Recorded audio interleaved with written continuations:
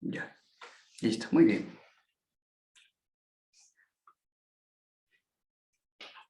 Recordar nuevamente este planteamiento que nos ayuda a ver las ventajas que tenemos con ciertas alternativas de tratamiento para dar su valor.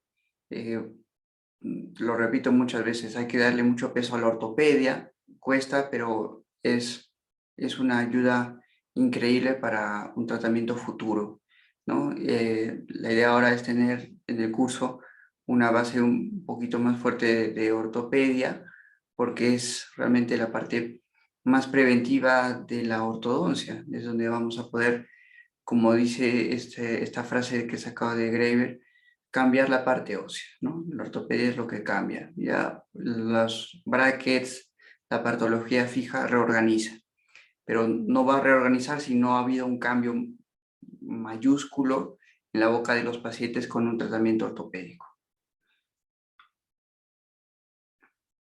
Bien, esto es lo que se denomina las capas de discrepancia de Ackermann-Profit, ¿no? Que es muy usado, la verdad que es muy didáctico para entender todo esto.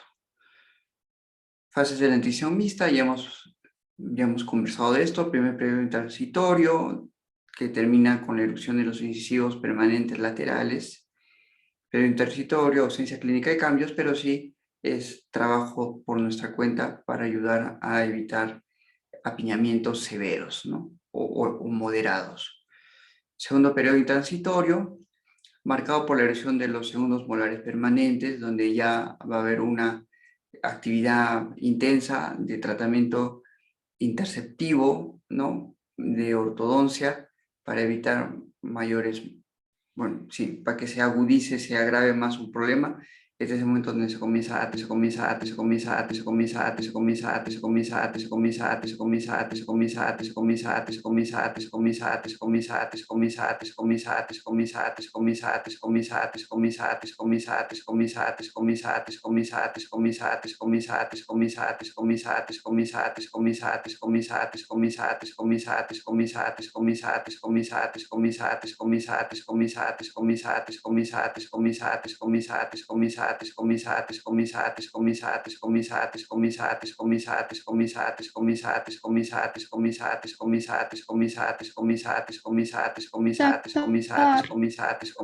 Doctor, se le trabó creo que el audio.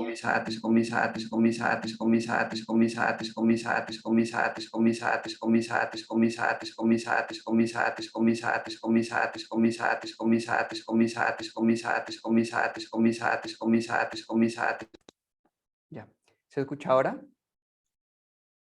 Sí, doctor. Ya, excelente. Ya.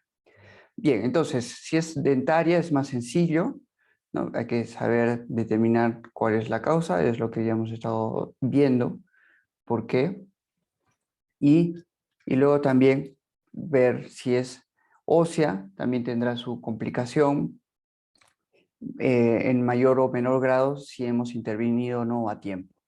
Bien, tener estos nombres, sus apellidos, es muy importante, ¿no? Para poder saber qué hacer. Desde el punto de vista del tratamiento, hay apiñamientos temporales, atresias, ya hemos dicho que podemos intervenir, en el recambio dentario también, hay apiñamientos que podemos intervenir. Temporales no quiere decir que no hagamos nada, hay que estar ahí atentos, son temporales y se pueden convertir en permanentes si no hacemos nada. Entonces sí, hay que estar viendo cómo podemos ayudar a que algo no temporal que pudo haberse prevenido se convierte en permanente. Bien, definitivos, genético, evidentemente, tamaño y forma de dientes, en eso estamos. Estamos viendo la forma del arco, si entran o no entran los dientes en un maxilar. Ahora veremos en la tarde el tamaño de los dientes con el análisis de Bolton. Vamos viendo esto, vamos abordando evitar apiñamientos o por lo menos reconocer el grado de ese apiñamiento genético, contando con esos análisis que tenemos extraordinarios, la verdad, es una gran ayuda para poder definir el grado de apiñamiento y qué es lo que podemos hacer. Bueno, ambientales, obviamente ahí está nuestra tarea, el acto médico que podemos hacer, eh, evitando hábitos, ¿no? Y evitando también pérdida de dientes, ¿no? Bien, la guía de la oclusión, llamada también extracción seriada, guía de la erupción, importantísimo, importantísimo. Creo que esto sí hay que una y otra vez repasarlo. Y hemos dicho el problema es esta falta de espacio transversal, ¿no? Intercanino, que que es el que produce el problema en la mayoría de los casos, ¿no? Y bueno, simplemente caninos que erupcionan al final, ¿no? Es lo que habíamos dicho, por eso sucede esto. Bien. Indicaciones en apiñamientos genéticos, eso tendremos que definirlo, ¿no? A partir de los 8 años, 8 años es una referencia, no puede ser 7, ¿no? O sea, es como, por lo menos que quede una fecha. Sabemos que siempre hay esas variables de erupción, de retrasos, adelantos, bien, es una referencia. A partir de los 8 años se comienza el tratamiento, ¿no? Nuevamente lo mismo, si comenzamos a las 7, a los 8, ¿no? Bien, 8 años. Contraindicaciones, perfil cóncavo, ¿no? Se complica más porque si hay un perfil cóncavo en un niño es que tiene un problema óseo, ¿no? Un maxilar pequeño, y hay que tratar las dos cosas, protruir el maxilar superior, adelantarlo y ensanchar ese arco y a ver si hay necesidad de hacer extracciones, ¿no? O sea, es un casito complicado si el perfil cóncavo. De a primeras está como contraindicado. Eh, no porque no haya que no hacerlo, sino que hay que hacer antes, hay que hacer algo, cosas previas, ¿no? Pues a ensanchar, protruir maxilar, o sea, ir ganando espacio a fuerza de ortopedia, de hacer que el huesito nos ayude y luego ya ver si es necesario hacer extracciones. Bien, presencia de genesias, ¿no? Si hay agenesias, ya lo veremos en las radiografías o en el paciente nuestro. Eh, y que por otro lado es raro, ¿no? Si hay agenesias, porque debe haber apiñamiento, tendría que ser algo muy, muy severo, ¿no? Diastema de la línea media también, pues de primeras tratar ese diastema, ver si ese diastema se va a cerrar o no. ¿No? Ya hemos dicho el signo de Graeber, si es un signo de Graeber positivo, o sea, si jalamos y vemos que, ¿no?, el frenillo vestibular superior se pone blanquito, isquémico, es que hay que tratar eso, ese diastema no se va a cerrar y si tenemos apiñamiento tenemos que intervenir. Bien, alteraciones óseas, evidentemente, ligado a lo primero del perfil cóncavo, ¿no? Bien.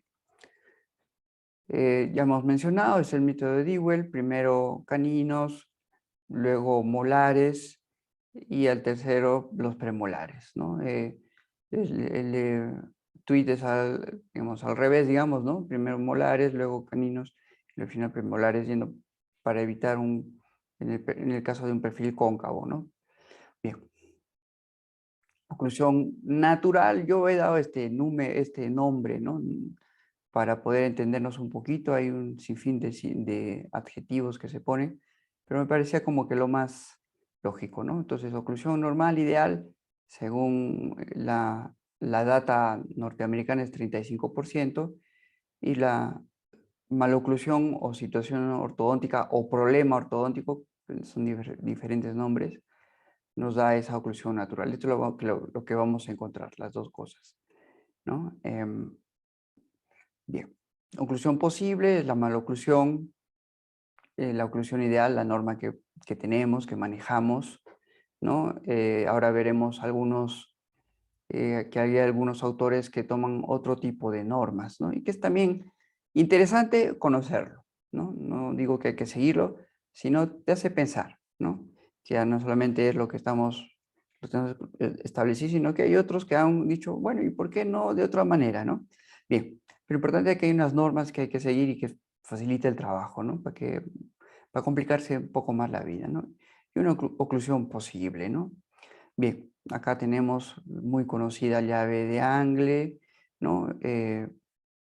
En el primer lugar tenemos la clase normal, ¿no? La cúspide mesiovestibular, ocluye en el surco vestibular del primer molar inferior, eso es lo normal, y luego el resto bien alineado.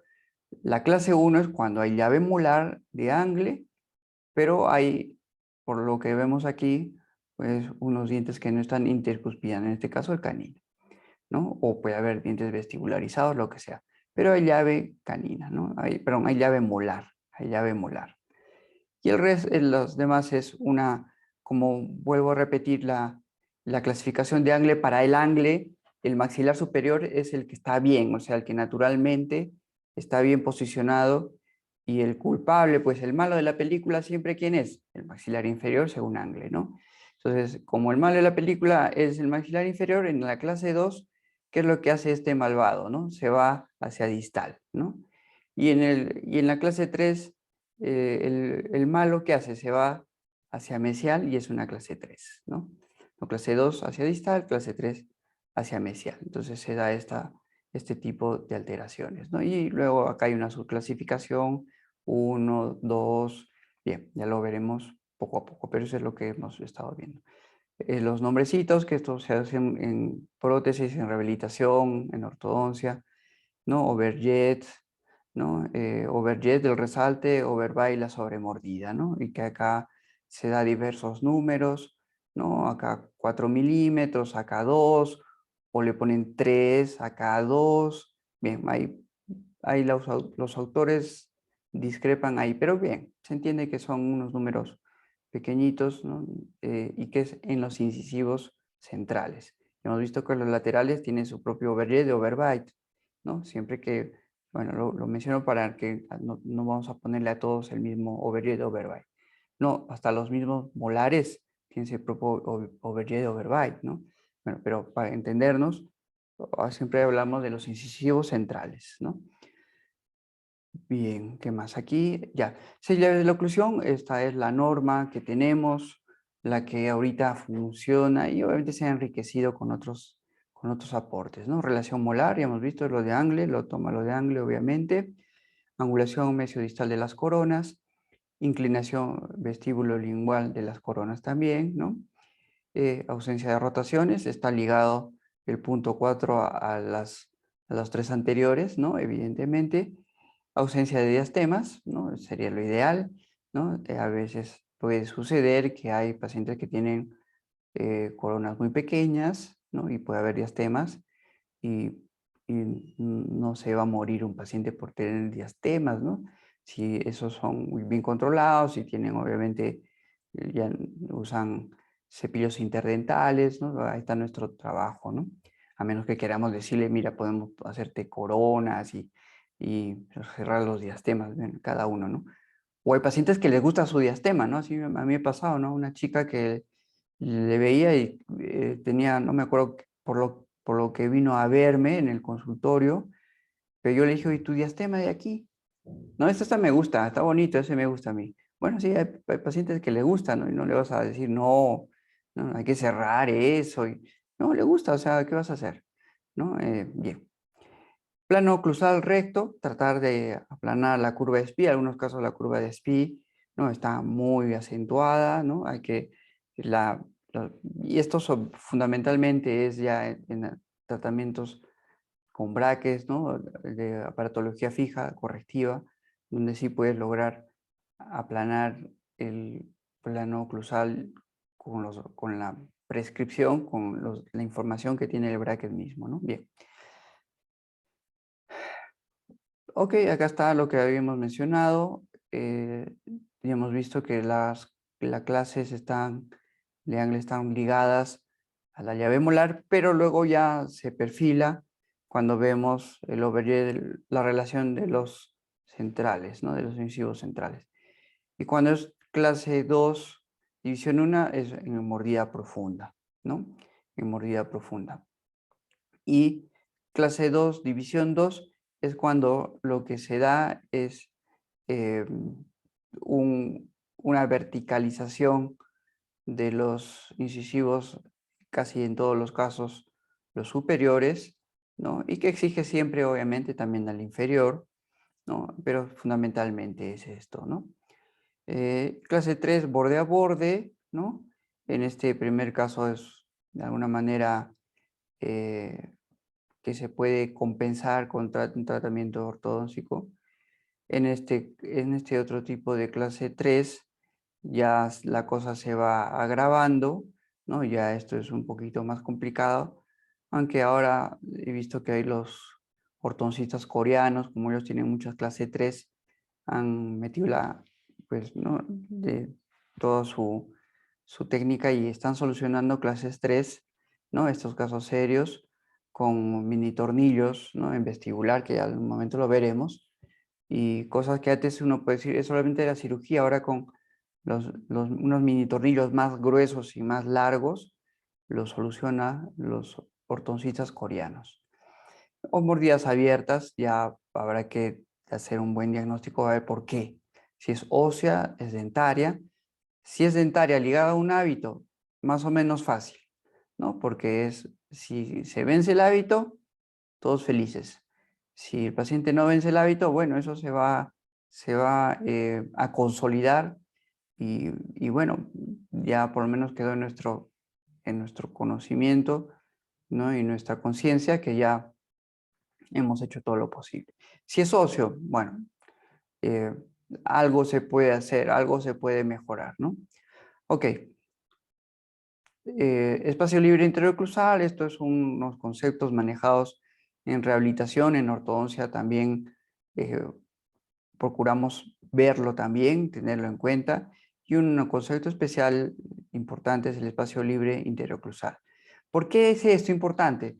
Porque estamos hablando siempre de la ortodoncia, parece que solamente vemos todo cuando está intercuspidado, ¿no? Que es verdad, pero también es importante ver que hay un espacio libre interoclusal que hay que respetar.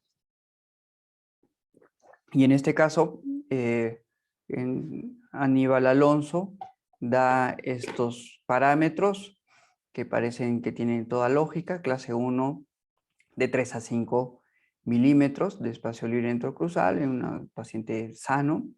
En clase 2 de 7 a 9 suele ser pues, porque hay pues hay alteraciones en la intercuspidación en la clase 2 y en la clase 3.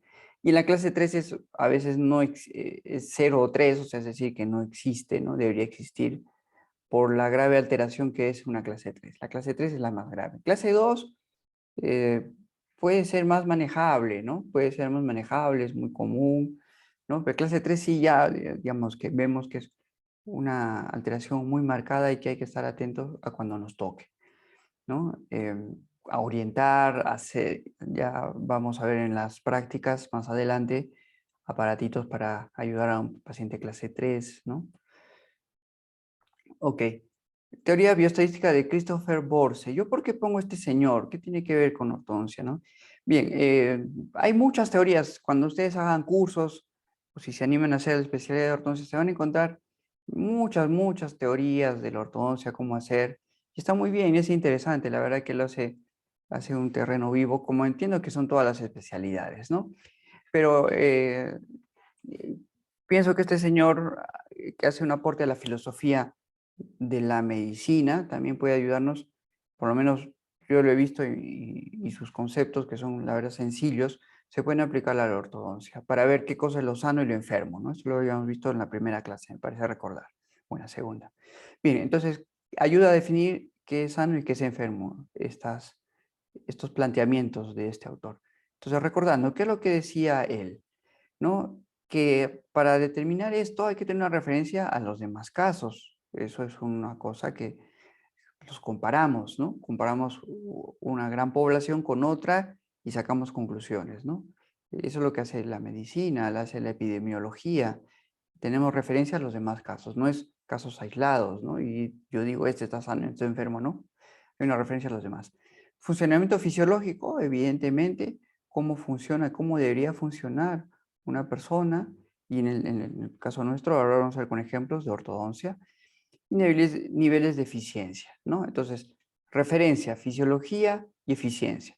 Esos tres aspectos nos ayudan a determinar qué es sano y qué es enfermo según este autor, Y ahora veremos, ahora en la clase que nos toca vamos a ver qué importante tener estas ideas para no confundirse, ¿no? Por lo menos a mí me ayudó mucho a decir, bueno, acá uno dice A, el otro dice B, el otro dice C, parece que se fueran como contradictorios o se están peleando entre ellos. Bueno, a veces hay que salir de eso, irse a un planteamiento, en este caso, de la filosofía de la medicina para poder entender, a ver, bueno, a ver, quiero poner orden un poquito en esta selva de conceptos, ¿no? Bien, vamos a ver con ejemplos, ¿no? Referencia en ortodoncia, ¿no? Existe la clase 1 molar, existe la clase molar en un niño de 11 años en concreto, ¿no? En comparación con la mayoría de los niños, ¿no?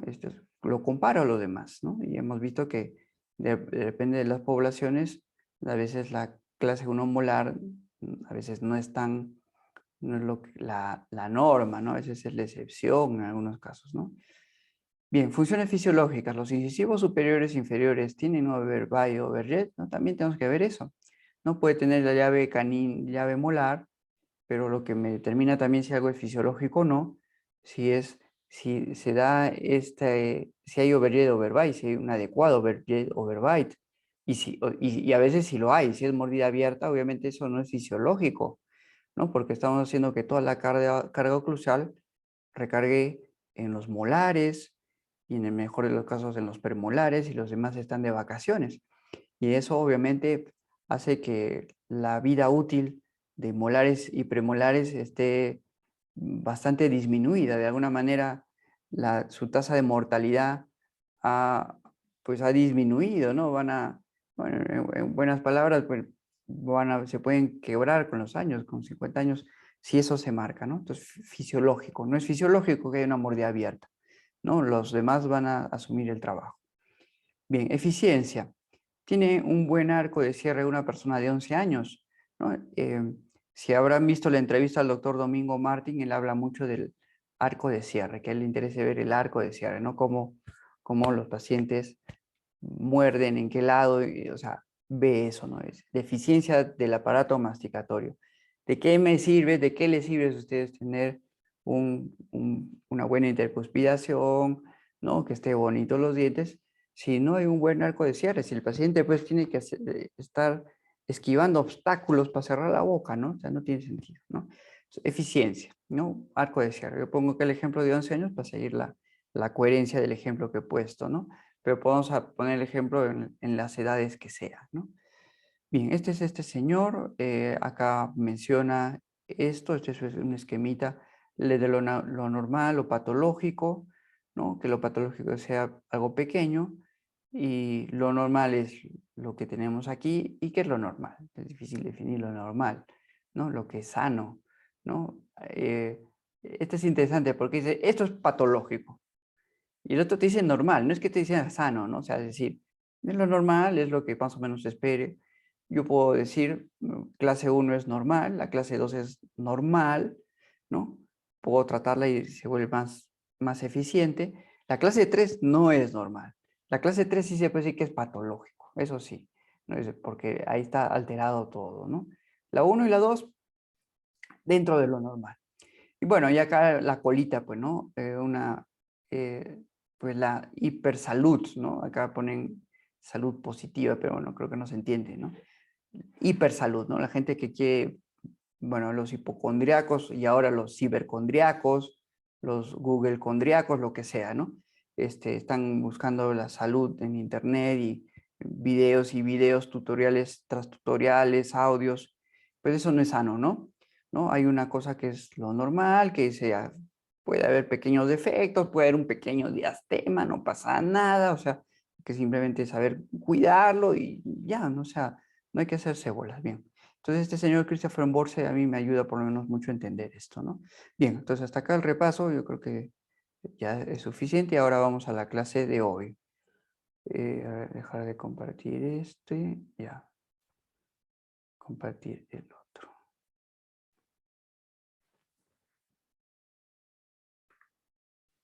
Se escucha bien, ¿no? Ahora sí. Sí, doctor. Perfecto. Ok, entonces vamos a ver ahora lo de hoy. tratamiento en ortodoncia, lista de problemas y jerarquía. Cuando hablamos de lista de problemas, estamos conversando ya sobre que ya hemos determinado qué cosa está mal en nuestro paciente. Por eso estamos, nuestro diagnóstico se va a facilitar si ya hemos, esta lista de problemas va a partir de ese diagnóstico de todo lo que hemos visto, ¿no? ¿No? Los modelos que seguimos en eso, los modelos, en las radiografías, los análisis básicos que hemos visto en la práctica. Hay muchos más, la verdad que hay muchos, muchos más, ¿no? Pero creo que con esos dos ya algo te ubicas de cómo están nuestros maxilares. Otro bueno para mí, por lo menos yo lo uso en el McNamara, también es bueno. Pero bien, no quiero, puedo decir, con esos dos bastante nos puede dar una ayuda, ¿no? Y su jerarquía, ¿no? Cuando hablamos de jerarquía, ¿qué hablamos? Pues, ¿no? Pues alguien que manda, ¿no? ¿No? Y en este caso el que está mandando eh, somos nosotros, es decir, porque nosotros estamos adquiriendo un poder, bueno, no un poder político obviamente, sino el poder del conocimiento, ¿no? Y eso es lo que ofrecemos a nuestros pacientes. Conocemos qué es lo que les conviene, lo sano, lo enfermo, y les damos un orden, damos una jerarquía, ¿no? No somos unos esclavos de la gente, ¿no? No somos, pues no sé, la pirámide pues, de la salud y el jefe. No, nosotros somos los que mandamos en el sentido bueno, es decir, te oriento, ¿no? Te oriento. No se trata de tener una actitud paternalista, ¿no? Que el paciente no tiene nada que ver, ¿no? Sí, tienen que intervenir, ¿no? Pero en el sentido de que imponemos las cosas. Bien, lista de problemas y su jerarquía, que la ponemos nosotros. Obviamente hay una jerarquía de paso 1, paso 2, paso 3, ¿no? Problema más gordo al menos gordo del más chiquitito, obviamente, ¿no? Pero entiendo que yo lo veo así, ¿no? Que tenemos un cierto poder, ¿no? Que no es para manipular, ¿no? Sino es para ayudar. Bien, ¿qué más? Entonces hemos conversado de esto, el crecimiento del maxilar superior. Podemos aprovechar este crecimiento a nuestro favor cuando lo vemos esto pequeñito, el complejo nasomaxilar. Ir a favor del crecimiento tiene mayor éxito. Hacer lo contrario, pues no tanto, ¿no? En este caso también, el crecimiento normal es hacia adelante, hacia abajo. Si nosotros queremos poner una mentonera, porque esto es muy grande, y queremos hacer las cosas contra natura, pues no va a tener mucha eficacia. Lo que sí va a tener eficacia es, eh, y eso ya pues un problema genético serio, ¿no? Porque si esto está muy, muy pequeño o eso está también muy grande, pues va a tener mayor difícil. Es verdad que cuando uno quiere hacer, digamos, detener el crecimiento de un maxilar superior, puede tener una mayor eficacia. ¿Por qué? Porque acá vemos pues, que hay un montón de suturas, ¿no? O sea, digamos, de alguna manera, pues es más flexible, ¿no? En cambio acá, ¿qué tenemos acá? Pues, no, solamente acá tenemos esto, ¿no? No hay suturas, no hay nada, ¿no? En cambio, en el maxilar superior sí hay una mayor eficacia acá, pero los cambios no son tan llamativos, ¿no? O sea, más fácil o más eficaz es ir a favor de la corriente, ¿no? Acá vamos a favor de la corriente, propulsando el maxilar superior, propulsando la mandíbula, ¿no? En el momento adecuado, como hemos visto, en el pico de crecimiento en este caso, y aquí antes del pico de crecimiento, antes, ¿no? No mucho antes tampoco, pues no se trata de tratar a un niño de los 3 años, aunque algunos dicen que sí, pero eh, antes del pico de crecimiento. ¿Cuánto antes?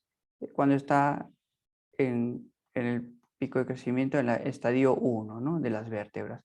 Y acá en el estadio 3. Eso ya lo habíamos visto, ¿no? Bien, entonces eso ahí sí tiene su eficacia, ¿no? Porque acá hay este centro de crecimiento, ¿no? Que es el cóndilo de la mandíbula y que nos puede ayudar, ¿no? No a crecer la mandíbula, ¿no? Lo único que hacemos es remodelar ligeramente la parte, el hueso frontal, ¿no? Y luego también lo que hacemos es, de alguna manera, estirar un poquito esta parte del cuello del cóndilo. Nada más, y obviamente por por diferencia, esto va a seguir hacia adelante. Pero el tamaño del cuerpo y de la rama de la mandíbula va a ser igual. Eso no nos hace crecer nada. Simplemente acá hemos estirado ligeramente, ¿no? Y según el doctor Lorenzo, según sus trabajos, de 7 a 9 milímetros, ¿no? En los casos que él ha estado viendo. Ok, bien. Entonces, eso es lo que estamos observando. Acá ejemplos de lo que volvemos a hablar, ¿no? Acá el ejemplo pone intencionalmente clase 2 molar en los 3 casos. En un caso tenemos un tamaño mandibular adecuado, un tamaño maxilar adecuado, y el problema es aparentemente, acá hay uno overjet amplio, y la causa, obviamente este es un esquema, pareciera pues que acá o se ha adelantado la dentición por X motivo, eh, o estos dientes son muy anchos, ¿no? Y eso hay que determinarlo con el análisis que ve mejor eso, es el análisis de Bolton, que ahora lo veremos en la tarde. Bien, en este caso, en el segundo caso también, clase 2, acá lo que aparentemente está sucediendo es un maxilar pequeño, pero una mandíbula pequeña, y que eso produce este overjet, ¿no? Un overjet marcado, ¿no? Bueno, y un overbite que no lo podemos determinar porque es un esquema, ¿no? Pero el overjet sí está claro, ¿no? Pequeño, ¿no? Pequeño, que se pudo haber trabajado aquí en el momento adecuado y ayudar a equilibrar esta parte ósea. Acá, clase 2 también, un tamaño adecuado de mandíbula, pero no de forma, ¿no? Entonces lo interesante, no solamente vemos el tamaño, sino la forma. Y acá, como hemos visto, con Yarabat, pero se va un poquito la mano, ¿no? Pero aquí la angulación es mayor, ¿no? ¿Qué nos quiere decir? Pues que la forma es muy alargada, ha habido un crecimiento vertical, ¿no? De la cara, también se llama hiperdivergente, ¿no? Que es una cara larga y que tiene estas dificultades como estamos viendo aquí, ¿no? Bien, entonces este es un casito, bueno, es un esquema, ¿no? Obviamente, pero que muestra una alteración mayor, ¿no? Que la forma de la mandíbula, ya no solamente su tamaño, sino la forma, ¿no? No nos ayuda mucho. Bien, entonces la mandíbula siempre va a ser, en el caso de la ortopedia y de la ortodoncia, de alguna manera la mala de la película porque es poco tratable, se le puede tratar muy poquito, ¿no? Nos da una ventanita muy pequeñita para trabajar cuando en el pico de crecimiento, y si sale de esta forma también nos complica un poquito la vida, y acá lo único que se hace, ¿no? Es para poder compensar, porque no vamos a de esta manera cambiar la forma de la mandíbula, ¿no? Podemos cortar aquí, la podemos distalizar un poco haciendo un corte acá, ¿no? Haciendo un corte y haciendo en cisárea o corte, y se la puede, pues, o hacer pequeña o sea grande, depende del caso, pero no se puede hacer más, ¿no? ¿Qué es lo que se hace? Se impacta ya con mini placas, ¿no? Las mini placas pues suelen ser 4, ¿no? En el superior, con brackets, ligas, ¿no? Y se impacta todo el maxilar superior, o sea, es decir, los molares incisivos se los subimos el plano oclusal superior y de alguna manera producimos el efecto contrario, ¿no? Hacemos que la mandíbula eh, corra al revés de las agujas del reloj y de alguna manera compensamos la cara de un paciente cara larga, ¿no? O hiperdivergente. Bien, entonces eso es más o menos lo que se hace en estos casos. Ok, entonces vamos entrando, ¿no? El exceso de información en la red crea una especie de paciente especialista que ya viene a nuestra consulta saltándose el diagnóstico y plan de tratamiento para que le pongamos lo que miró en internet, ¿no? Esto lo dice un español, Suárez, un ortodoncista. Y claro, él dice que el problema es el exceso de información. Y es verdad, pero acordémonos que nosotros lo que estamos dando es conocimiento, ¿no? Eso es lo que hacemos, ¿no? Eso es lo que realmente transmitimos, ¿no? Y a mí por lo menos me ayuda a entender, lo pongo rápidamente para que quede claro, eh, que pues obviamente el conocimiento es superior a la información, ¿no? Y que es de la siguiente manera, es algo creo que muy sencillo, ¿no? Se suele graficar de esta manera, ¿no? Pues tenemos datos sueltos, información, que es lo que la gente consume, conocimiento, ¿no? Que es lo que estamos procurando tener permanentemente, y el último, obviamente, pues la sabiduría, ¿no? Ya, que ya pues escapa a todo este planteamiento. Bien, entonces nuestros pacientes, ¿qué es lo que tienen? Información. ¿Qué es lo que la diferencia de la información y el conocimiento? Pues varias cosas, ¿no? Obviamente que haya una verificación del asunto, ¿no? Verificamos. ¿Con qué? Con trabajos de investigación, con que lo hagan muchas personas, ¿no? Luego, ¿qué más? Que sea contrastado, ¿no? Que está relacionado contrastado, ¿no? Y luego, ¿qué otra cosa más? El tiempo, ¿no? Muchas terapias, muchos tratamientos, hay infinidad de aparatitos, plaquitas, o en medicina también infinidad de propuestas de tratamiento que el tiempo ha demostrado, después de verificarlo y contrastarlo, que no funciona. Bien, entonces, nuestros pacientes y nosotros mismos, ¿no? Cuando vamos a otro médico, ¿qué hacemos? Nos tratamos de informar. Y otra cosa de conocimiento, si realmente eso es así o no, ¿no? Bien, esto es lo que ofrecemos a nuestros pacientes, ¿no? Bien. Conocimiento, no solamente información. Bien, ¿qué más tenemos aquí? Bien, diagnóstico, vamos entrando, ¿no? ¿Qué es lo que eh, seguramente, ¿no? En los cursos de la carrera, pues de diagnóstico se habla mucho, porque eso es lo fundamental, eso es lo que nos cambia, ¿no? ¿No? Podemos tener habilidades técnicas, ser pues, muy hábiles con las manos, en odontología y en ortodoncia eso es pues fundamental. Podemos ser más o menos hábiles, ¿no? Más o menos hábiles. Pero lo que sí hace la diferencia es tener un buen diagnóstico, ¿no? Porque uno puede ser muy hábil, ¿no? Pero ¿qué haces si lo estás haciendo porque piensas que es así, ¿no? Porque te has informado, no lo conoces, no lo has estudiado. Entonces, el diagnóstico es importante, ¿no? Eh, pues si solamente si disgregamos esta palabra, su origen griego, ¿no? Día, pues es a través de, ¿no? ¿No? A través, ¿no? A través de, y gnóstico, pues es conocimiento, ¿no? Gnosis, ¿no?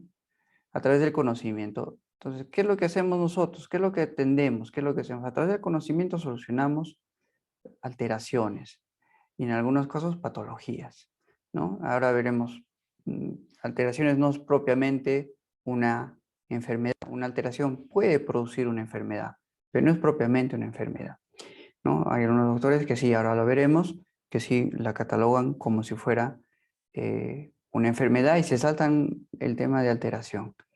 Bien, ¿qué se dice de manera general? Proceso analítico que constituye una unión entre examen clínico y tratamiento, ¿no? Entonces, es lo clínico, teniendo en cuenta qué cosa tenemos, y esto es el diagnóstico, ¿no? Eso de alguna manera es lo que determina, ¿no? Entonces, ¿qué es lo que tenemos que ver? Tenemos que conocer alternativas de tratamiento. Algunas las podremos hacer, otras no, ¿no? En ortodoncia hay infinidad de cosas, de infinidad de planteamientos, un montón, ¿no? Y seguro que también en otras especialidades. Pero hay muchos tratamientos, ¿no? Hay que conocerlos por lo menos teóricamente algunos, otros sí los haremos, y lo clínico, ¿no? Obviamente, ¿no? Y eso nos ayudará a dar un diagnóstico, que no quiere decir que nosotros lo vayamos a hacer, sino que esto es lo que hay, esto es lo que hay que hacerse y derivamos. Eso es lo adecuado, lo correcto. Algo un poco más definido para nosotros es el resultado del flujo entre el examen clínico, exámenes radiográficos y de laboratorio, llegando a un diagnóstico tentativo, a un diagnóstico definitivo y finalmente a un plan de tratamiento. También llamamos a esto el diagnóstico tentativo presuntivo, ¿no? Presuntivo, ya depende de cada protocolo, de cada doctor, ¿no?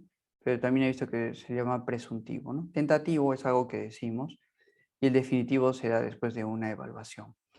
Esto es importante porque nosotros hacemos cuando va un paciente, cuando les vaya un paciente, o si ya les va, la primera visita podemos hacer simplemente unas observaciones, pedir algo, ¿no? Pedir una radiografía, ¿no?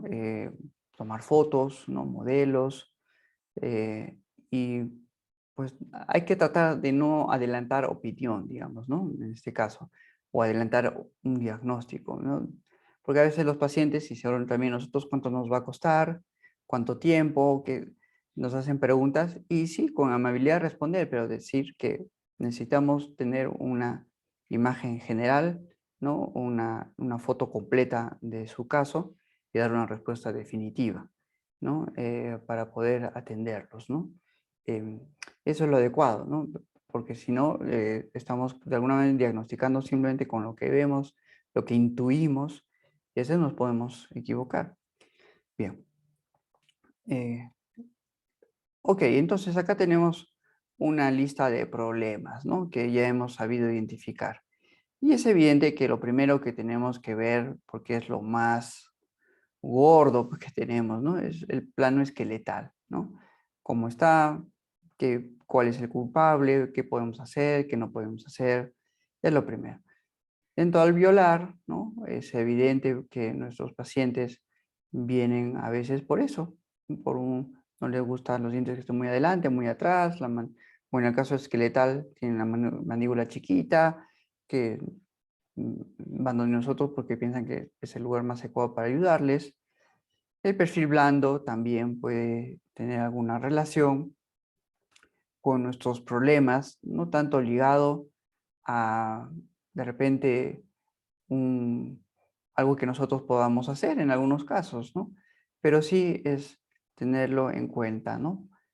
Si es el labio muy, ya lo hemos visto en la práctica, un labio muy delgadito no va a ser muy beneficioso en algunos casos. También ver que ese perfil blando puede ser ayudado en algunos casos con cirugía, rellenando el mentón, en fin, pero ya es otro terreno, ¿no? Pero que saber que los pacientes también pueden preguntarnos por estos aspectos y hay que tenerlo en cuenta, ¿no? O que también, por el otro lado, nuestro tratamiento puede ayudar a ese perfil blando, puede ayudarlo, ¿no? Si podemos adelantar la mandíbula, ese perfil blando, que ese mentón chiquito que no le gustaba a alguien, o que no nos gusta a nosotros también, ¿no? ¿No? De repente el paciente no ve, lo podemos mejorar, ¿no? Y lo mostramos, ¿no? El perfil blando, que obviamente está ligado a la parte esqueletal, ¿no? Es evidente, ¿no? Pero el paciente pues no se ve al espejo y no ve esqueletos, ¿no? No ve un cráneo, no ve un rostro, ¿no? Funcional. ¿Qué quiere decir con esto, no? Pues la deglución, ¿no? Deglución, como está nuestro padre, ya lo veremos en alguna práctica. El tema de deglución, cómo puede afectar también a nosotros, ¿no? El tema respiratorio, vías aéreas, cómo está, eso nos ayuda o no. Va por ahí la parte funcional, obviamente también funcional, la ATM, que no podemos olvidarnos de ella, ver si están íntegras, si un paciente está mordiendo mal, ¿no? De repente no es porque tenga los dientes mal, de repente un cóndilo está reabsorbido o está alterado, tiene una forma atípica. Conocer eso, y eso va a ser con una tomografía, no hay otra, de otra, ¿no? Una radiografía, una panorámica puede ayudar a ver que un cóndilo es diferente al otro, pero nada más. En una tomografía vamos a poder ver exactamente cuál es el problema y a ver hasta dónde podemos ayudar a un paciente, o de repente no vamos a poder ayudarle nosotros, pero sí, lo que sí podemos hacer es decirle, este es tu problema, acá está, mira, esto es de acá, yo te voy a mejorar esto de aquí, vamos a mejorar si te falta algunas piezas dentarias, vamos a hacer pues una prótesis, un implante, lo que sea, pero tienes un problema fundamental, que es la articulación, y que es lo que hace que todo tenga sentido, ¿no? Bien. Ok, entonces la lista de problemas fundamental para poder atender a los pacientes. Esto es el tema gordo, digamos, ¿no? Un tema así, a grandes rasgos, que es lo que tenemos que saber identificar. Ok, ¿qué más? ¿Cómo iniciar a resolver estos problemas, no? Ya hemos hecho esto, ¿no? Pero ya lo pongo de una manera muy sucinta, ¿no? Ver pues las maloclusiones, estamos estudiando justamente eso, analizar nuestros modelos, estamos en ello, ¿no? Fotografías para ver el perfil del paciente, ¿no? Ya lo veremos, esto es muy sencillo, pero también lo vamos a ver. Pues radiografías y lo importante aquí pues es el motivo de consulta, que en algunos casos será real, ¿no? En muchos de los casos es así, es real. Pacientes tienen alguna alteración y van donde nosotros, o a veces puede ser irreal, ¿no? ¿Qué quiero decir? Que son pacientes que de repente están eh, teniendo esto, ¿no? Que de repente están procurando eh, compensar algo que les falta, una ausencia de algo y quieren mejorar de repente su apariencia y de repente no la tienen tan mal, ¿no? A veces sí me ha pasado, ¿no? Que hay pacientes, ¿no? Que quieren arreglarse los dientes, tal, pero no lo tienen mal. Entonces ya te das cuenta que el problema no es ya de odontología, ¿no? Y es un problema ya más psicológico y en el peor de los casos más psiquiátrico, ¿no? Sí me ha pasado algunas veces que van pacientes y te das cuenta, ¿no? Y ahí sí hay que hablar con delicadeza, mira, sabes que problemas tuyos no tienes, ¿no? Hay alguna pequeña cosita aquí, pero no tiene sentido arreglar eso porque no pasa nada, está bien, ¿no? Eh, pero te das cuenta, ¿no? Que van procurando sanar heridas, ¿no? Con alguna cosa que de repente no tiene nada que ver, ¿no? Bien, entonces, tener en cuenta el motivo de consulta, que en el mejor de los casos, tener eso, el paciente quiere este problema. Y si tú vas por otro lado, lo demoras, pues no va a estar muy contento. Hay que tener un equilibrio en las dos cosas, ¿no? Decir, mira, está muy bien esto que tú me pides, que este diente está mal acá, pero lo vamos a arreglar, ¿ya? Pero para llegar a ese punto tenemos que arreglar lo demás. Entonces, si sabemos entenderlo, vamos a poder estar tranquilos todos. Bien, el motivo de consulta importante. Luego, ¿qué más tenemos? Tenemos también un tratamiento adecuado y capacidad de hacerlo. Aconsejar lo que debe hacerse y ser humilde de saber que no dominamos todas las técnicas. Y esto es así. Esta parte es, pienso que algo que tenemos que tener en cuenta. Hay terapias, cosas que no las vamos a dominar. Este curso de ortodoncia es una introducción, da aspectos fundamentalmente preventivos, interceptivos, ¿no? Que es bastante lo que se hace, ¿no? Para poder ayudar a los pacientes. Hay cosas que no vamos a dominar y ya estará en nosotros capacitarnos para aquello, ¿no? Y para ello, pues obviamente esa humildad necesaria, ¿no? No lo sabemos hacer todo, ¿no? Hay cosas que no podemos hacer y tener esa humildad que somos limitados. Y este círculo de discrepancias de Ackerman y Profit a mí me ayuda mucho porque hay cosas que no puedo hacer. Hay tratamientos que ya la ortodoncia no lo va a poder hacer, un cirujano, ¿no? En algunos casos, en el peor de los casos y en otros casos de repente un periodoncista para que me ayude a tener, a conseguir pues un mejor perfil gingival y luego atender un paciente o antes poner, hay dehiscencias, fenestraciones, ¿no? Tengo que primero solucionar eso. Hay cosas que no las puedo hacer, que no las sé hacer, no podemos hacer todo, ¿no? Lo que sí es saber que hay esas alternativas y eso sí está en nuestra mano, conocer eso.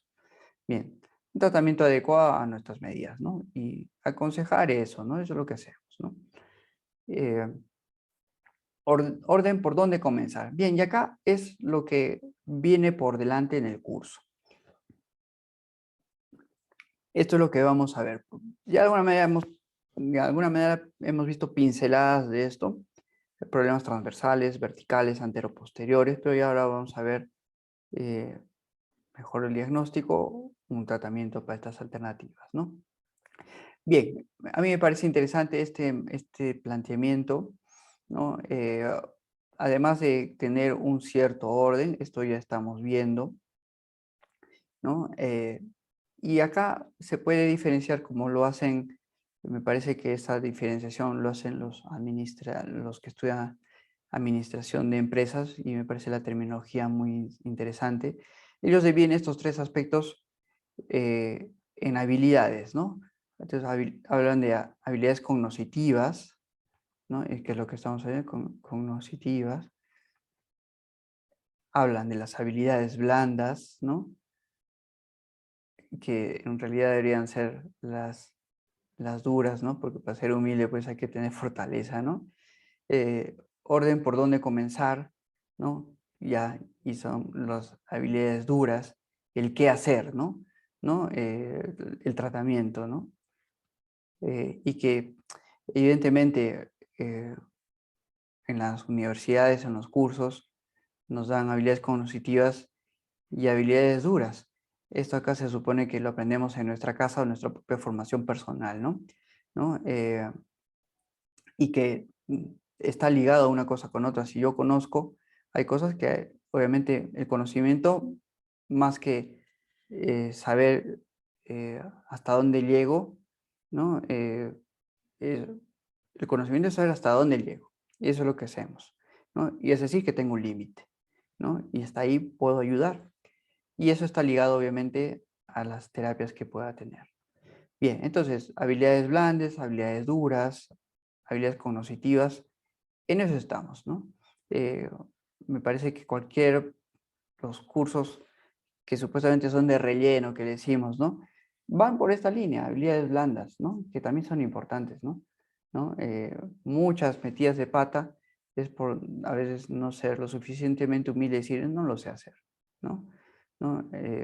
No sé hacer esto o lo puede hacer otra persona y a eso es lo más adecuado, ¿no?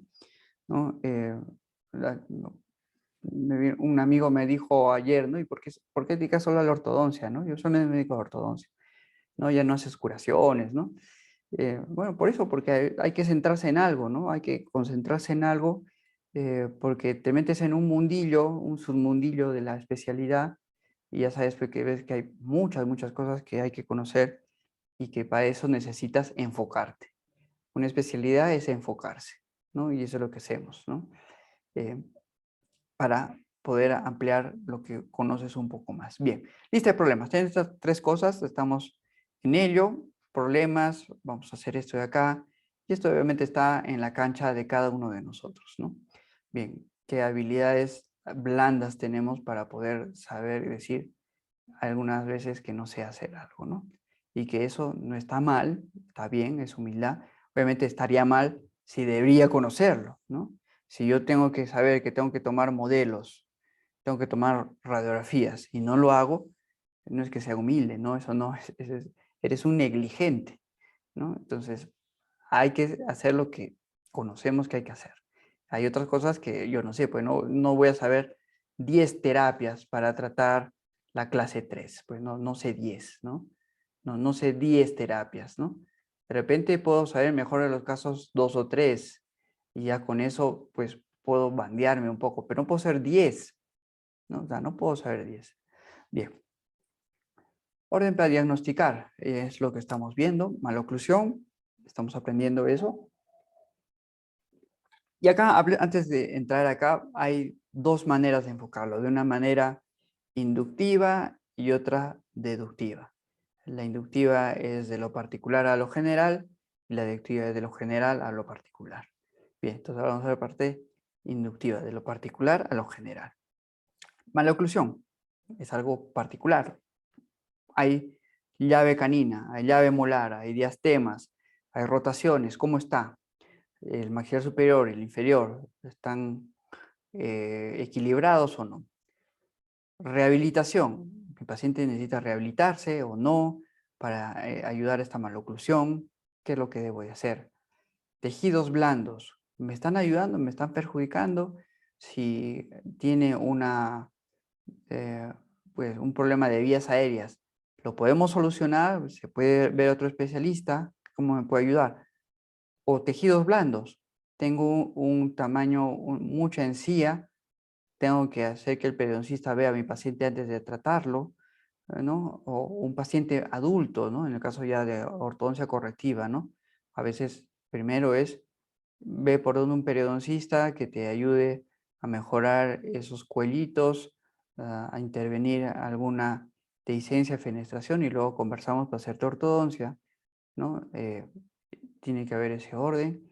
Análisis facial, lo que hemos estado viendo, si es proporcionado, si hay asimetrías, y si hay asimetrías, cuánto es esa asimetría, y si esa asimetría es muy marcada, lo vamos a poder solucionar nosotros. A veces, de repente no, un cirujano sí, y podemos la ortodoncia pasa en un segundo lugar después de arreglar esa asimetría.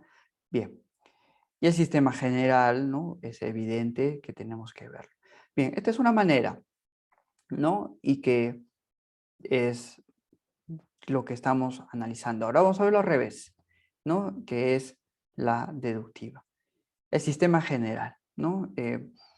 Cuando se da un paciente, y esto lo digo, cuando se da un paciente que tiene otros problemas, no ortodónticos, sino de médicos, tenemos que comenzar por esto, ¿no? Un sistema general. El ejemplo que ponía, un paciente que va porque piensa que tiene los dientes mal y cuando uno lo ve está bien. Entonces, el problema ya no es de ortodoncia, es un problema psicológico y que obviamente tiene que solucionarse primero para luego abordar lo que sea. Eh, el análisis facial es evidente, un paciente puede venir por pues una malformación y ya el tratamiento de ortodoncia queda en un segundo lugar, digamos, ¿no? Para después, pero primero es eso. Tejidos blandos también, temas respiratorios, fundamental, ¿no? Más importante es respirar, que tener dientes bien alineados. Primero corregimos tu respiración y luego eso me va a ayudar a corregir una maloclusión o los dientes apiñados. Rehabilitación es evidente y al final nuestra maloclusión. Bien, son dos maneras de llegar a lo mismo, dos maneras de ordenar nuestro diagnóstico. Y que en cada caso veremos qué es lo importante de ver. En algunos casos, lo que quiero decir, que la maloclusión no será el centro del bull, de repente será que puede ser el centro, pero de repente lo importante es abordar el sistema general psicológico, si un paciente pues está anémico, ¿no? A veces por lo menos de repente no es así, ¿no? Por lo menos la experiencia que yo tengo, muchos casos hay chicas anémicas, ¿no? Y no saben, ¿no? Porque están felices, contentas, pero sabes que están anémicas y de repente hay que ver eso. Pues temas hormonales, en fin. Hay un sistema general que primero hay que atender, ¿no? Por ejemplo, asimetrías por un sistema general.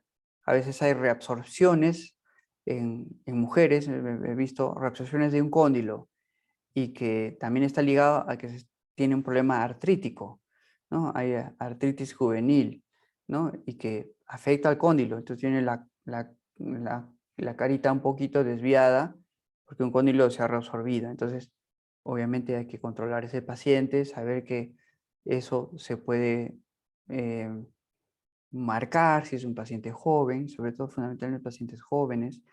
Y creo que en la entrevista del doctor Domingo Martins, si la han visto, ahí habla de una investigación, ya lo mencioné alguna vez, que encontraron la relación, ¿no? De reabsorción condilar con uso de pastillas anticonceptivas, ¿no? Obviamente para las pastillas conceptivas no es no es un caramelito, pues, ¿no? Entonces, tiene un efecto hormonal potente y en el caso nuestro, en el polio de cóndilo, ¿no? Entonces, tener eso en cuenta. Bien, bien, listo. Entonces, acá. Bien, esta es una tablita bien interesante. Cuando la vi la primera vez me confundió, pero ya luego cuando la analizas dices, pucha, cómo ayuda a tener un panorama. Bien, esto está en el libro de Moyers, que les pasaré el capítulo muy breve, pero que este es el esquemita general, ¿no? Bien, entonces, ¿qué tenemos aquí? Hay unas variables, crecimiento, dentición, salud bucal, bueno, se entiende que estamos en salud bucal, pero bien. No la marco porque no creo que es importante, se sobreentiende, ¿no? Tácticas de tratamiento, le llama Moyers, los aparatos, corrección quirúrgica y al final edad, ¿no? Bien, entonces, esta línea, ¿no? Crecimiento esquelético activo hacia una línea y luego dice no crecimiento. ¿Qué es esta línea? Esto acá pues es nuestro pico de crecimiento que ya hemos estudiado en la práctica, ¿no? Y que tiene mucha importancia, el pico de crecimiento. Luego pasa el pico, hay un crecimiento, digamos, pasivo, se puede decir, acá no lo pone, pero se puede decir que es un crecimiento pasivo. Y luego una parte de no crecimiento. Bueno, sí se entiende desde el punto de vista de la terapia, ¿no? Ya no hay crecimiento, ¿no? Lo que sí puede suceder es hay un decrecimiento, eso sí, hay un decrecimiento, o sea, estamos muy bien con la edad, hay una reducción de tamaño, todo se reabsorbe, los huesitos, las personas se hacen más chiquitas, pero para nuestra desgracia bueno, por nuestro conocimiento, el que no se hace más chiquito son los dientes, ¿no? Sí puede haber una disminución mesiodistal por la fricción entre diente y diente por la masticación, pero no es que se reabsorben, ¿no? Las piezas dentarias. Ok. Luego, ¿qué más tenemos? Dentición primaria mixta, permanente. Y acá está lo interesante, ¿no? En tácticas de tratamiento y aparatos. Cuando él habla de intercepción, vemos muy bien en qué momento lo hace. Si vamos hacia abajo, Moyers plantea que la intercepción se hace a partir de los 5 años. Esto es lo que se ha establecido. A un niño lo podemos atender a partir de los 5 años. Hay autores, y ahora lo vamos a ver, que hablan de tratar niños desde los 2 años, pero eso me parece, pues en algunos casos se podrá hacer, algunos niños muy, muy colaboradores, muy, muy buenos, pero lo normal, más o menos, un tratamiento interceptivo de ver un problema que se está gestando y que lo podemos ayudar a partir de los 5. Fundamentalmente hábitos o pequeñas mordidas cruzadas que se da, pues no sé, por lo que sea, ¿no?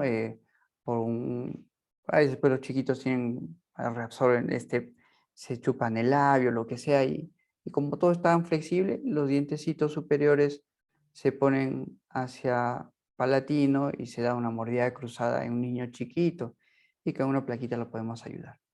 Entonces, interceptar esos problemas, guía de erupción, para un guía de crecimiento, ¿no? Acá es un término interesante, guía de crecimiento. Bueno, es más o menos lo que nosotros hemos, porque acá lo vemos, él más o menos lo pone alrededor de los 5 años o 6 hasta antes del pico de crecimiento. Y ahí hace un guía de crecimiento, un guía a la oclusión, guía, pues, todo esto que hemos visto, ¿no? Eh, la- las extracciones seriadas, a él lo que él llama guía de crecimiento. Y luego de ahí, corrección, que ya es obviamente la aparatología fija, ¿no? El tratamiento, ¿no? Ya con brackets, ¿no? Que es ya corregir, ¿no? No se pudo interceptar, no se pudo guiar, bueno, a veces hay que corregir. O a veces sí, has interceptado, has guiado, pero se necesita la ayuda y de repente con menos tiempo de brackets, ¿no? Como vimos en algún caso del doctor Lorenzo, ¿no? Que usaba el Twin Block. Luego me parece que ese paciente suyo usó brackets, pero ya muy poquito tiempo, ya para corregir una intercuspidación más adecuada, pero ya era pues muy, muy poco tiempo, ¿no? Aparatos, dispositivos para control de hábitos, esto lo veremos también en estas edades a partir de los 5 y acá es donde compartimos con odontopediatría bastante terreno, ¿no? Hábitos, obviamente. Mecanismos de control de arco, ya hemos estado viendo todo esto, muy ligado a guía de crecimiento. Aparatos ortopédicos funcionales y maxilares, ahí está, acá está nuestro pico de crecimiento y acá estamos usando estos aparatos ortopédicos, ¿no? A veces, como vuelvo a repetir, a veces no hay que esperar el pico de crecimiento, sino antes y acá se hace este tratamiento, ¿no? Ok, entonces, ¿qué más? Acá resaltar que sí, utiliza ya el tema de camuflaje cuando se hace corrección. En muchos casos lo que hacemos es camuflar un problema, ¿no? Y que es lo mejor que podemos ofrecer, ¿no? El problema de este camuflaje es que a veces no es tan estable, ¿no? ¿No? Que a veces puede haber recidiva de tratamientos, ¿no? Pero que es lo mejor que se puede ofrecer. Ok, ¿qué más? Bien, entonces este esquemita de Moyers es interesante, ¿no?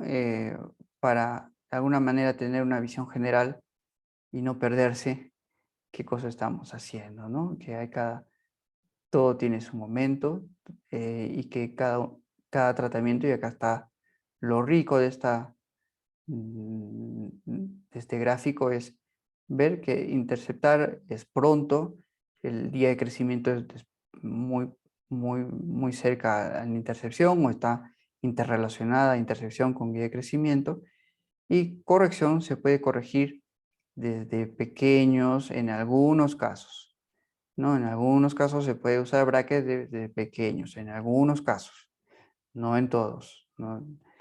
Creo que ya puse alguna vez una diapositiva de esto, em, pero bueno, ya lo veremos en su momento.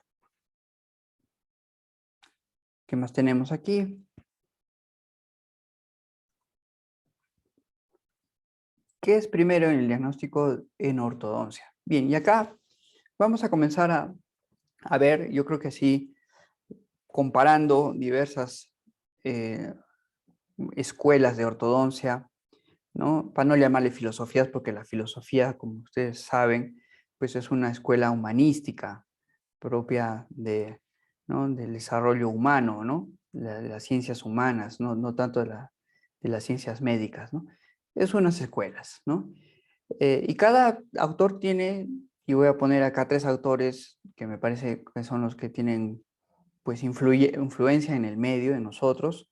Si estuviéramos en Europa, de repente alguno de esos autores no pinta mucho, pero acá en el nuestro sí, entonces por eso los pongo, ¿no? Bien, ¿qué es primero el diagnóstico ortodoncia? Entonces, para responder a esta pregunta, vamos a ver a tres autores, ¿no? Bien, estamos viendo al doctor Lawrence Andrews, que es el que recoge la escuela de Angle, de Tweets, de Ronald Roth, ¿no? Y que en el año 72 en el Journal Clinicals of Orthodontics saca sus 6 elementos para la buena oclusión, y que es el autor el que en la ortodoncia correctiva fundamentalmente estamos pues siendo influidos por él bastante, ¿no?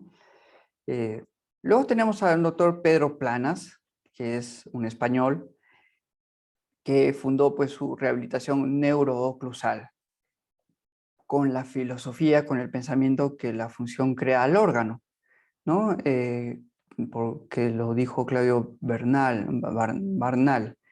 Eh, Él es el que plantea que se puede atender a los niños desde los 2 años, ¿no? Entiendo que la autora Vilma Simoes, una odontopediatra brasileña, pues es una de sus mejores pues, discípulas, y las profesoras de odontopediatría le tienen mucho cariño a la doctora Vilma Simoes y a Pedro Planas, y también los rehabilitadores. Algunos siguen sus líneas de trabajo, ¿no? Bien, él habla también de ortodoncia y él no cree en la ortodoncia, es un poco, su planteamiento le parece que no es el adecuado, ¿no? Aunque estudia ortodoncia, él es ortodoncista, pero dice que no cree en ella, ¿no? Bien, el brasileño Leopoldino Capelosa, que es el que plantea la escuela del morfologismo, la forma de la cara importa más que los números, que la cefalometría, según él, ¿no? Eh, Tiene sus seguidores, hay muchos, si siguen a odontólogos brasileños, que es lo que es más cerca a nosotros, pues hay muchos seguidores del doctor Leopoldino Capelosa. El doctor Omar Gabriel, que es el libro que yo cito muchas veces, es un discípulo de él. Hay contradicciones en sus planteamientos, pero son interesantes. Por lo menos te hace pensar. Eso, por lo menos a mí lo importante de todo esto es que te hace pensar. Ves uno, ves otro y ya te das cuenta que hay una cosa interesante. Bien, vamos a ver un poquito al doctor Leopoldino Capelosa porque me parece que es el autor contemporáneo influyente, interesante. Yo no lo sigo a él, pero sí ha influido en lo que podemos nosotros hacer en la ortodoncia y algunos aportes de ellos son muy buenos también, ¿no? Bien, comenzamos con un análisis de estas tres primeras escuelas, sus planteamientos principales. El doctor Andrews es el que encabeza o el que sigue las escuelas actuales de ortodoncia. Son la escuela FACE, ¿no? Que es una escuela donde está el doctor Domingo Martí, ¿no? Y el doctor Andrews, las 6 llaves, ¿no? Y que acá en el Perú tenemos un representante destacado de esta escuela y la CCO, que es una escuela que está muy ligada a FACE, ¿no? En el fondo, siempre se sigue los planteamientos del doctor Andrews con diversos matices, ¿no? Cada uno de ellos, por lo menos estas dos escuelas tienen sus propios brackets, entonces ahí ya, digamos que eh, pues puede tener su pata coja, ¿no? Porque, bueno, tienes que seguir sus planteamientos, si no, ¿no? Bien, tiene estos tres principales actualmente escuelas que siguen lo que dice el doctor Andrews, ¿no?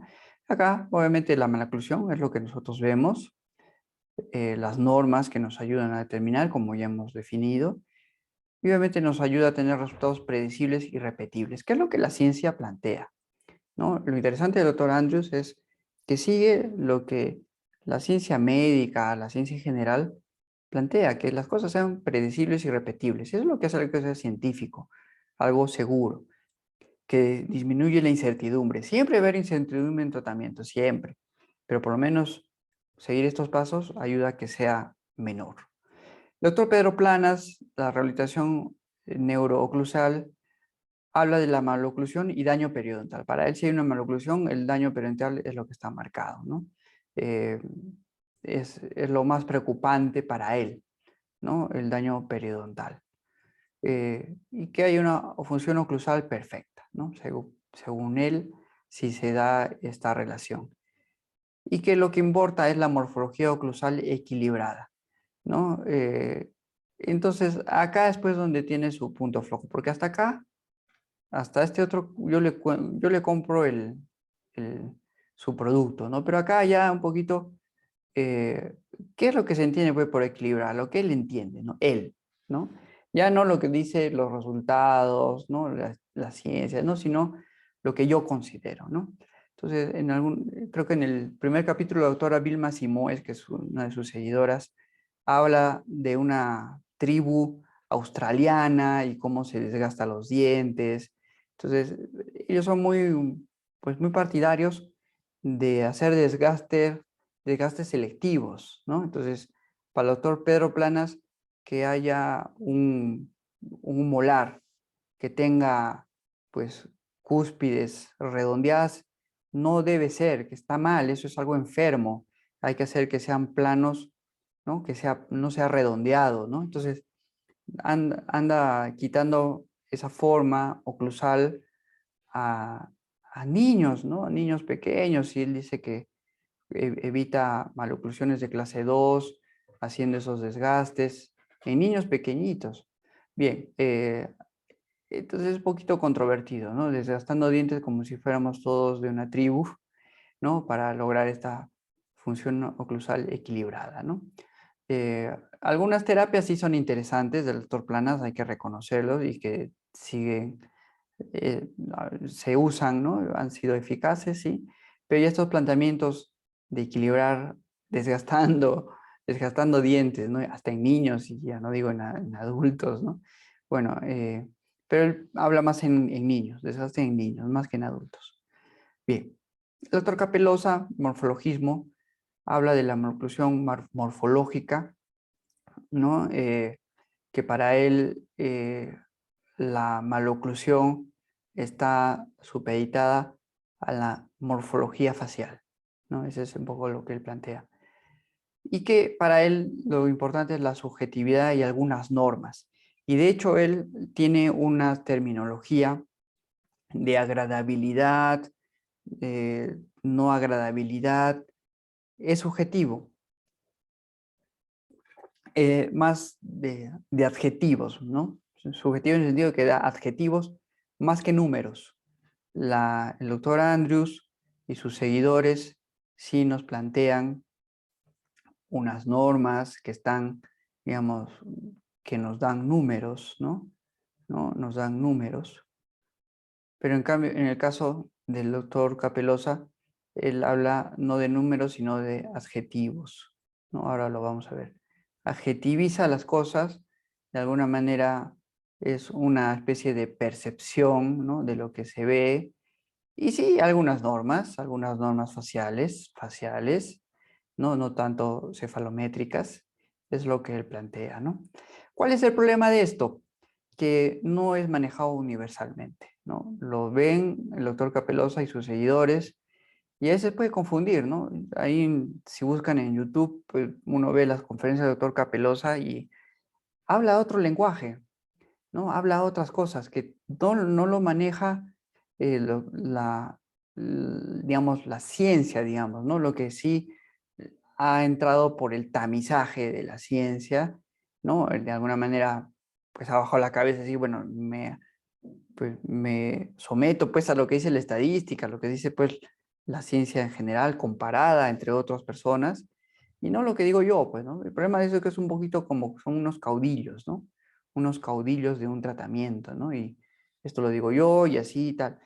Bien, entonces es un poquito seguir su manera de ver las cosas. Bien, ¿qué más?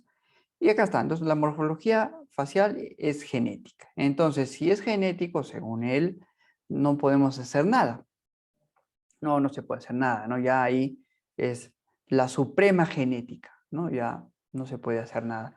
Bueno, uno ve, les comentaba de un ortodoncista coreano que, como en Corea, hay muchos que tienen clase 3 por un problema mandibular, ha logrado con sus tornillos largos y gorditos poder distalizar la dentición inferior y hacer cambios espectaculares que uno en otras instituciones hubiera dicho esto solo con cirugía, y él lo logra hacer. Entonces ya un poquito como yo cuando veía esto de este doctor coreano, yo me acordaba pues, de Capelosa, y decía, "Oh, entonces la genética, bueno, obviamente la genética tiene su importancia, ¿no? No quiere decir que no, pero hay cosas que se pueden mejorar, ¿no? Cosas que sí las podemos hacer.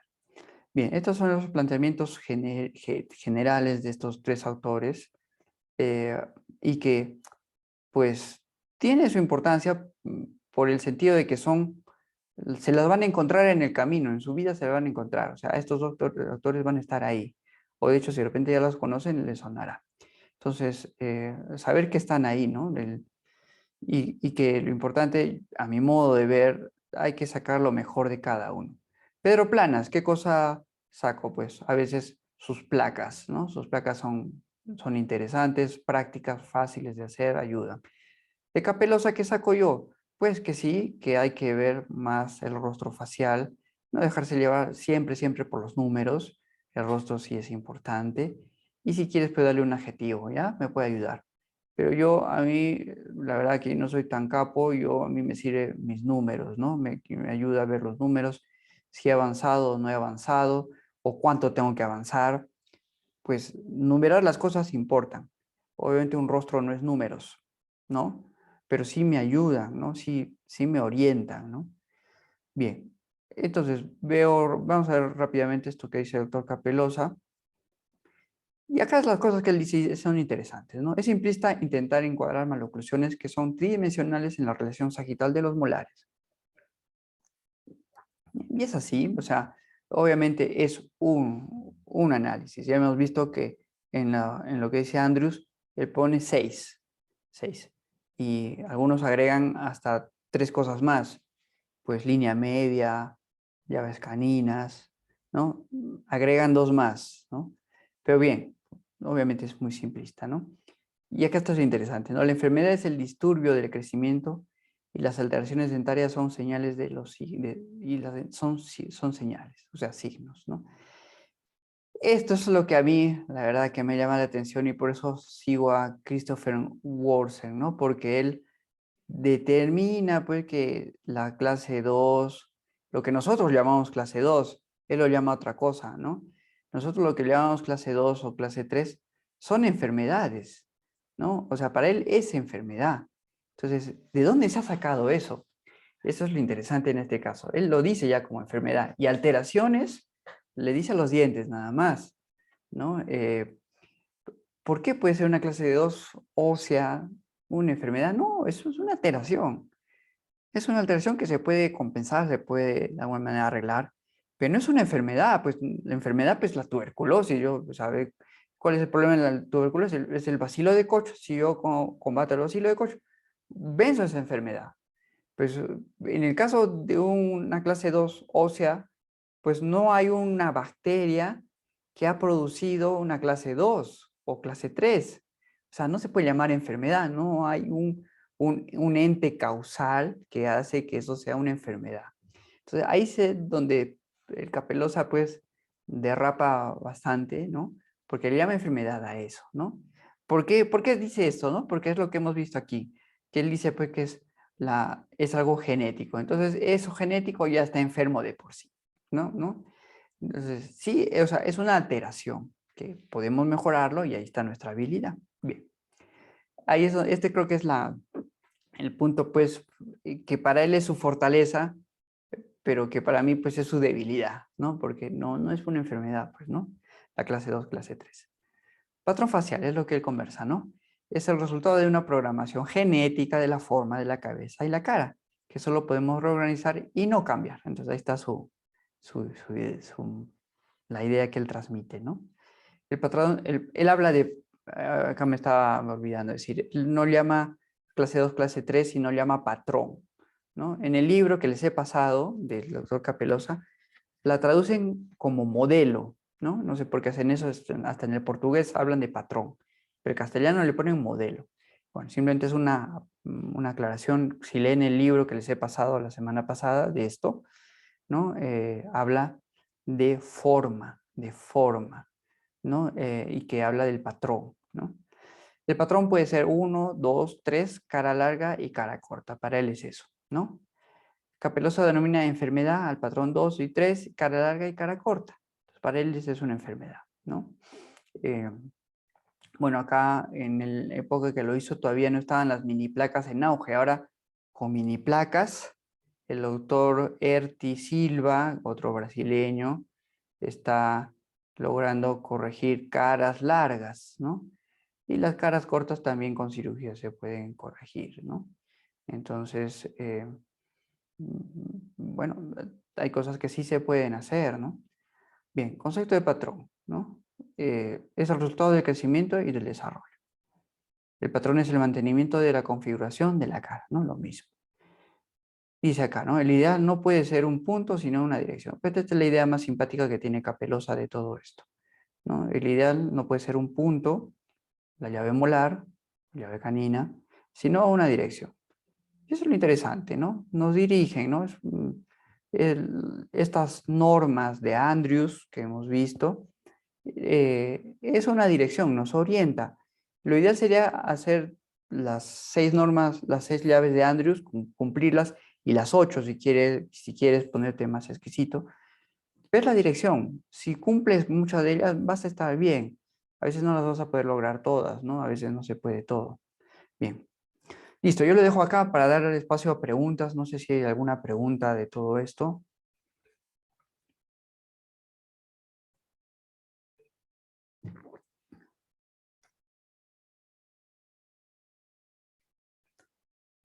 ¿Está claro? ¿Sí?